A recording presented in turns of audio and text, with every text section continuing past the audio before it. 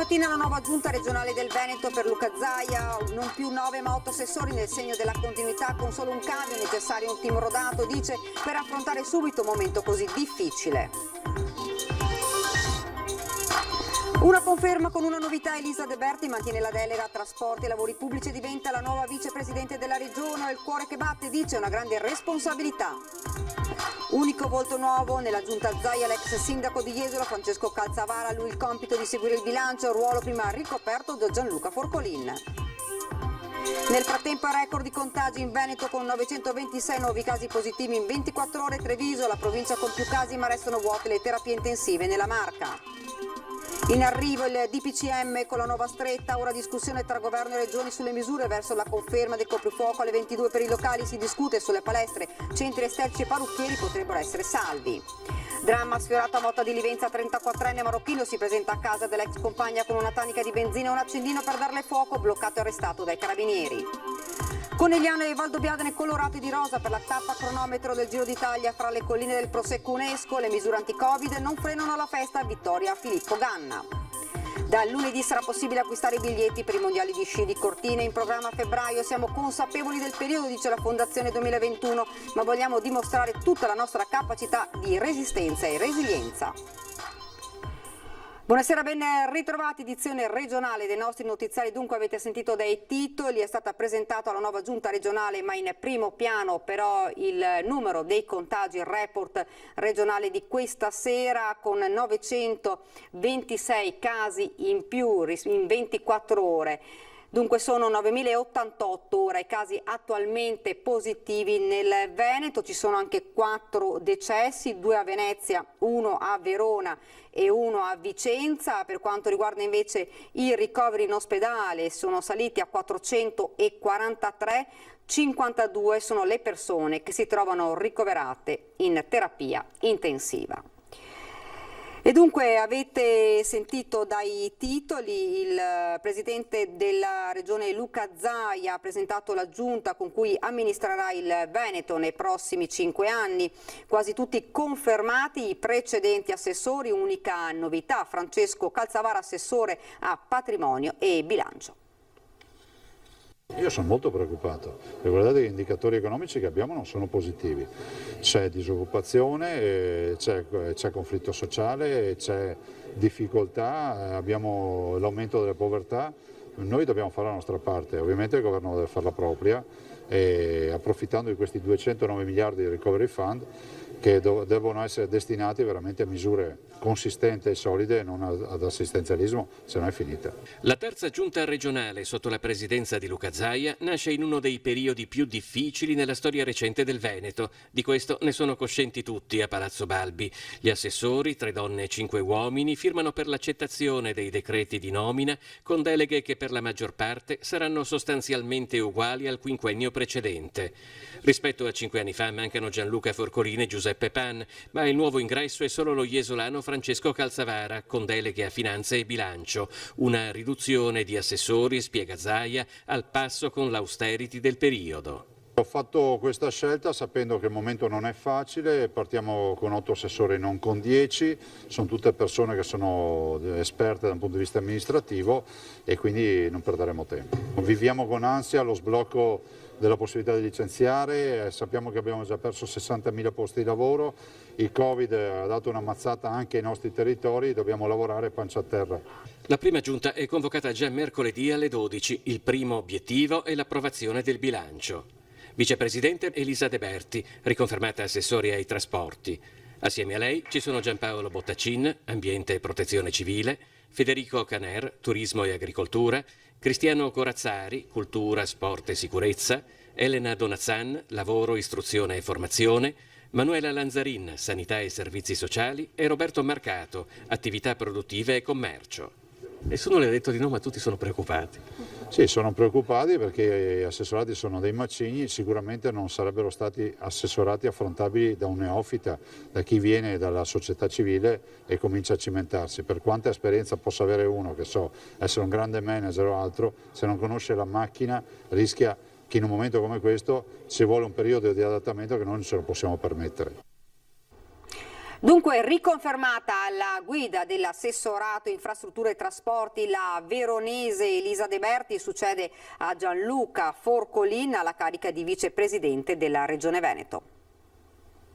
Ho ancora il cuore che batte, una bella responsabilità, soprattutto fare il vicepresidente di Luca Zaia, sicuramente non è una cosa semplice, posto che io ho sempre detto che anche fare l'assessore di Luca Zaia non è semplice, perché è un presidente giustamente molto esigente.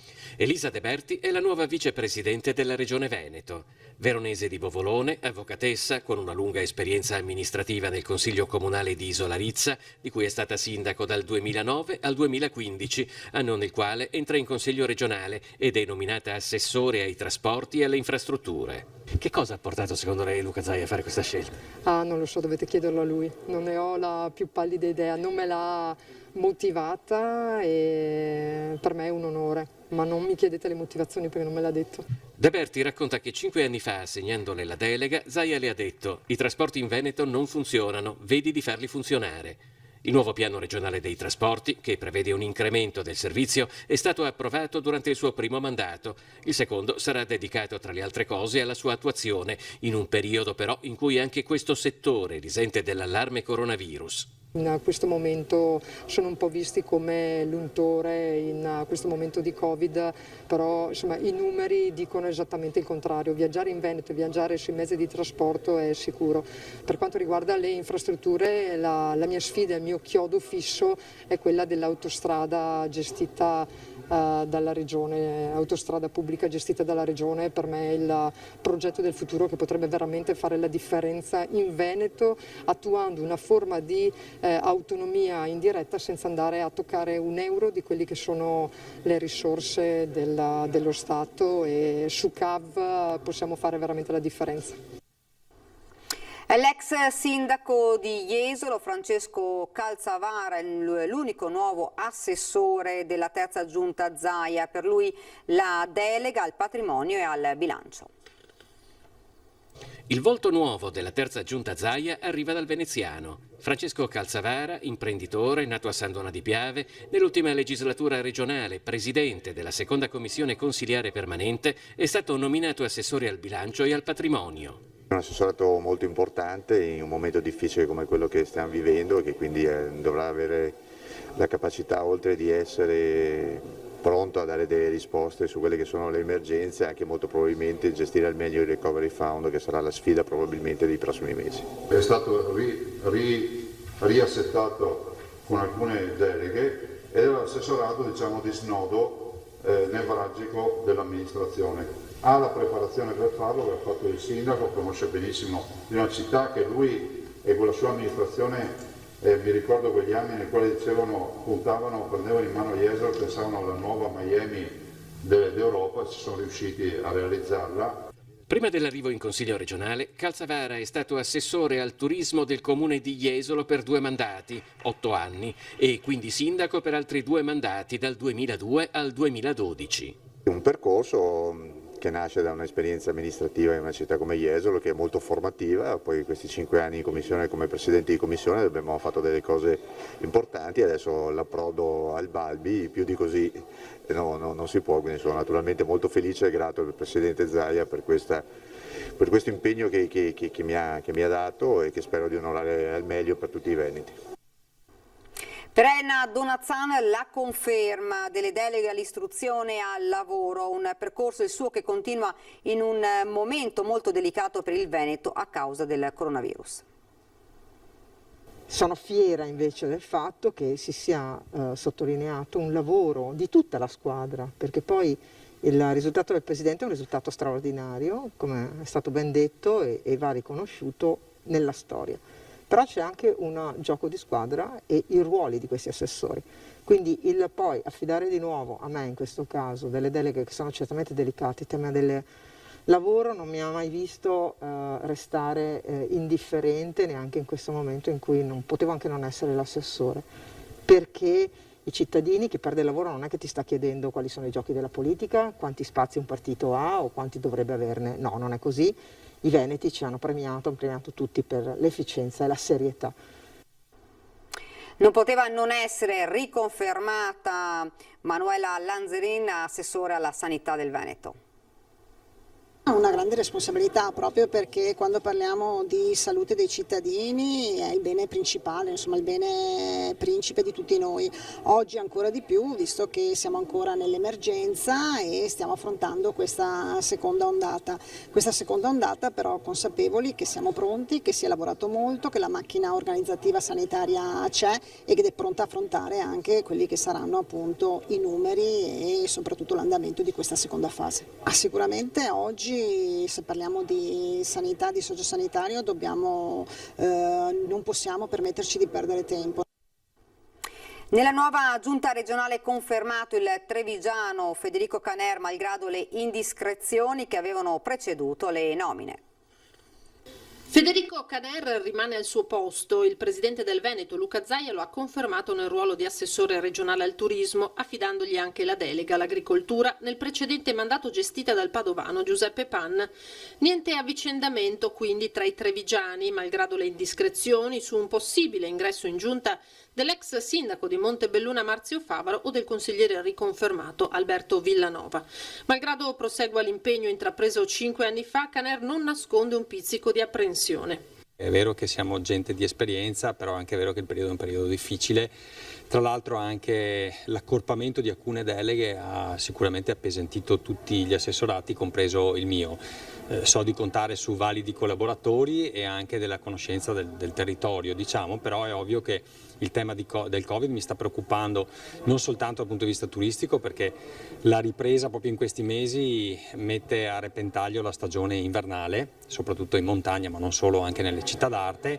47 anni, eletto consigliere in questa tornata, lascerà il suo posto a un altro uscente, il leghista Giampiero Possamai, con la sfida del nuovo referato, settore che già conosce essendo un imprenditore agricolo. Che comunque è molto collegato al tema del turismo. Tra l'altro nel nostro ultimo piano strategico regionale avevamo proprio inserito la valorizzazione delle attività agricole legate al turismo. È ovvio che l'ho constatato di persona che durante questo periodo, con la mancanza dei turisti, anche l'agricoltura ha sofferto. Pensiamo alla vendita del vino, ma anche di tutti gli altri prodotti tipici locali. A Caneri infine anche la delega alla partecipazione alla conferenza Stato-Regioni. Sempre più diventa quel momento di confronto, se vogliamo quasi di un'attuazione del federalismo, anche se non diciamo scritto a livello costituzionale, ma come prassi. Ed ancora riconferma in uno degli assessorati chiave, quello per le attività produttive ed il commercio, per il leghista padovano Roberto Marcato, che commenta: fondamentale il sostegno alle imprese, impossibile pensare a un nuovo lockdown. Marcato, un assessorato impegnativo in uno dei momenti più difficili nella storia economica della regione. Sì, il peso della responsabilità qui è davvero enorme, perché ovviamente dopo la crisi pandemica sociosanitaria l'altra è quella economica, e avere il referato che parla di questo, che tratta questo tema, è davvero una responsabilità enorme, e noi abbiamo l'obbligo morale, etico, amministrativo di aiutare le nostre imprese a sopravvivere e a continuare ad avere una prospettiva economica. L'incertezza è nemica dell'economia. Assolutamente sì, e qui abbiamo anche un nemico che, per quanto lo stiamo studiando, continua ad essere un enigma, non solo nella sua struttura, ma nelle conseguenze. Il governo parla di possibili lockdown, io non voglio nemmeno immaginare, non è possibile che di fronte a un problema noi cerchiamo sempre la via più breve, perché è chiaro che se noi chiudiamo tutto e rimaniamo tutti a casa non c'è contagio, ma non può essere questa la soluzione. Quello che io chiedo al governo è di immaginare prospettive, strategie diverse, perché sono possibili. E continuiamo a parlare proprio di attività produttive, perché ieri sera un'ipotesi, oggi invece una mezza certezza. Parliamo del coprifuoco alle 10 di sera per bar e locali, ma non è l'unica azione sul tavolo del governo in queste ore, dove si sta valutando anche uno stop alle palestre, si discute sui negozi di parrucchiera e sale inevitabilmente la preoccupazione nei vari settori. C'è anche una nuova indagine shock della CGA di Mestre. Quello che è certo è che ci sarà un nuovo DPCM che arriverà tra domenica e lunedì e che il confronto a tutti i livelli procede a ritmo serrato. Una stretta ci sarà, come e in che termini lo si capirà nelle prossime ore, anche dopo aver ultimato il giro di consultazioni con le regioni. L'obiettivo è evitare strappi come quello avvenuto in campagna con il lockdown della scuola, imposto dal governatore De Luca, subito contestato dal ministro Azzolina. L'unica misura a essere data per scontata al momento è quella del coprifuoco alle 22, con la Lombardia che l'ha già resa operativa dalla mezzanotte, stop quindi alla movida in vista. In queste ore sembra escludersi invece la chiusura dei servizi alla persona, leggi parrucchiere, ma qualche restrizione potrebbe riguardare le palestre. A Palazzo Balbi il governatore Zaia, alle prese con la nuova giunta, ha ragionato a voce alta. Come fai a chiudere un parrucchiere e tenere aperto un ristorante? Come fai? Un ventaglio di ipotesi quindi con gli operatori che navigano nell'incertezza come nei giorni bui del lockdown di primavera. Le aziende sono molto preoccupate ovviamente in queste ore, c'è molta sfiducia, c'è molta incertezza e quindi questo non fa bene all'economia.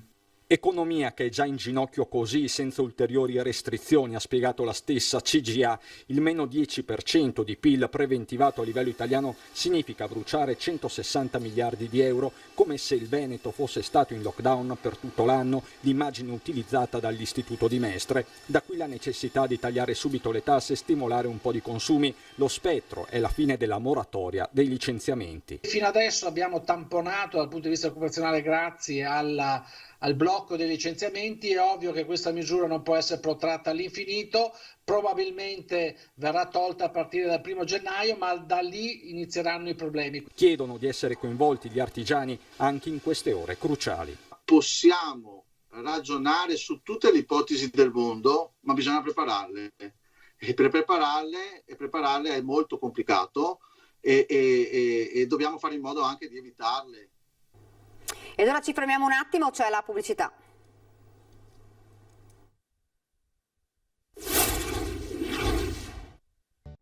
Rieccoci nuovamente in studio, siamo alla cronaca. Minacciato di morte la sua ex compagna, voleva darle fuoco, un 34enne fermato in tempo dai carabinieri ed arrestato. È sicuramente una tappa importante, arriva alla fine della seconda settimana quando in media si cominciano a fare i giochi seri. Questa è la cronometro di oggi nel giudizio del direttore del Giro d'Italia. Una tappa importante per i concorrenti e una grande festa per tutte le comunità tra Conegliano e Valdobbiadene. Una festa che la paura del contagio non ha intaccato, anzi, semmai ha rafforzato nella voglia di staccare almeno per un giorno e comunque stando alle regole dall'oppressione per il rischio Covid. Ecco allora, seppur sotto le mascherine, il sorriso di grandi e piccoli che attendevano a Conegliano lungo corso Vittorio Emanuele il via ai campioni. Si è già fatto il giro 34 km? No. Ma lei ha fatto già il del Poggio? Sì, più di ma è qualche vero volta. Ma è vero che è uno stroncagambe? Abbastanza. Tu il Giro d'Italia lo stai seguendo? Con il nonno. Col nonno?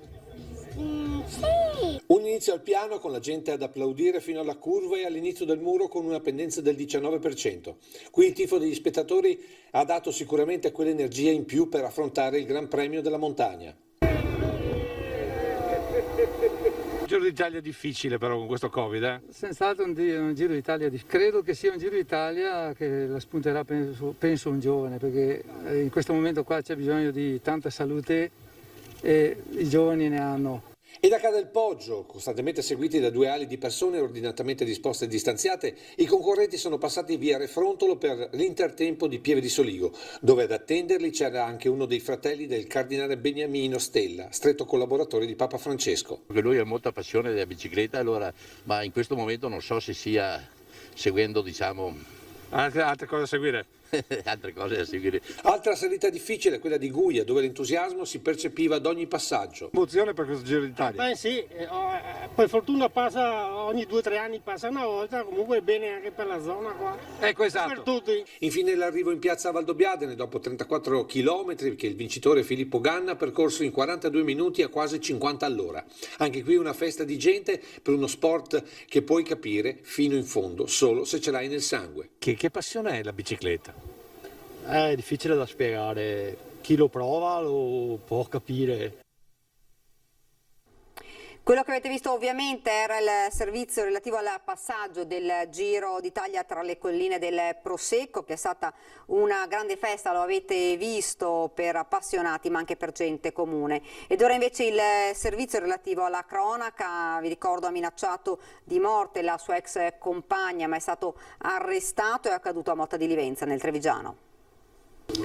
Si era recato davanti all'abitazione della sua ex compagna, l'aggredita e minacciata di morte. Con sé l'uomo, un marocchino di 34 anni già conosciuto alle forze dell'ordine, si era portato con sé una tanica di benzina. Sono stati attimi di vero terrore per la donna, una connazionale dell'uomo. Le grida hanno attirato l'attenzione di altre persone. Immediatamente sono stati allertati i carabinieri. Voleva darle fuoco. Più volte aveva terrorizzato la sua ex compagna, più volte l'aveva minacciata. Dalle parole è passato ai fatti. Lo stalker ha aspettato che la donna fosse a casa e la sera ha agito senza esitazione. L'intervento dei militari dell'Arma della stazione di Motta di Livenza, assieme ai colleghi di Oderzo e Cessalto, hanno evitato che l'aggressione potesse terminare in una tragedia. Lo straniero, nel tentativo di divincolarsi dall'arresto in flagranza di reato, ha spintonato i carabinieri. Quindi, oltre all'aggressione e alla minaccia, ora dovrà anche rispondere dell'accusa di resistenza pubblico ufficiale. Il 34enne è stato portato nel carcere di Santa Bona, mentre la tanica con la benzina è stata posta sotto sequestro.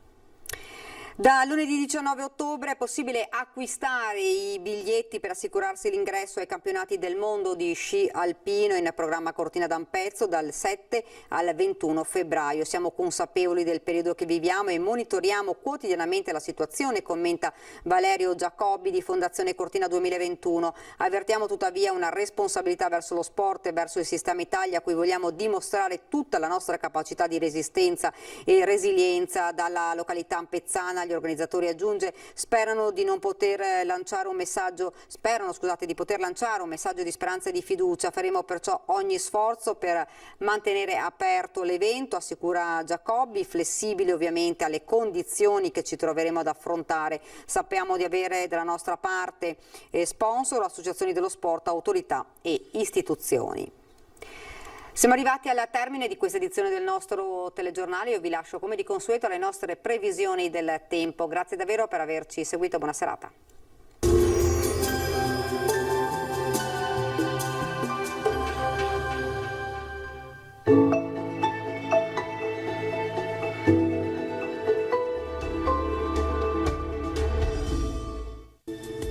Benvenuti al meteo. Pressione in ulteriore aumento, sarà dunque asciutto e stabile nella giornata di domenica 18 ottobre. La situazione nel dettaglio. Sul Veneto condizioni di tempo stabile, anche in prevalenza soleggiato, salvo probabili riduzioni della visibilità durante le ore più fredde in pianura e in qualche vallata. Al pomeriggio addensamenti in montagna, ma in genere senza precipitazioni. Temperature sostanzialmente stazionarie, minime tra 3 e 9 gradi, valori massimi invece tra i 15 e i 17 gradi. Spostiamoci ora sul Friuli Venezia Giulia. Anche qui sarà una bella giornata di sole dappertutto, il cielo si presenterà sereno o al massimo velato e non sono previste piogge. Temperature minime fino a 9 gradi, massime invece intorno ai 17 gradi. Infine uno sguardo al Trentino Alto Adige, non cambia lo scenario, qualche nebbia al mattino e dopo il tramonto, soleggiato invece durante il giorno. Temperature minime sui 3-4 gradi, massime fino a 16 gradi. Dal meteo per ora è tutto, io vi auguro un buon proseguimento in compagnia di Antenna 3. Arrivederci.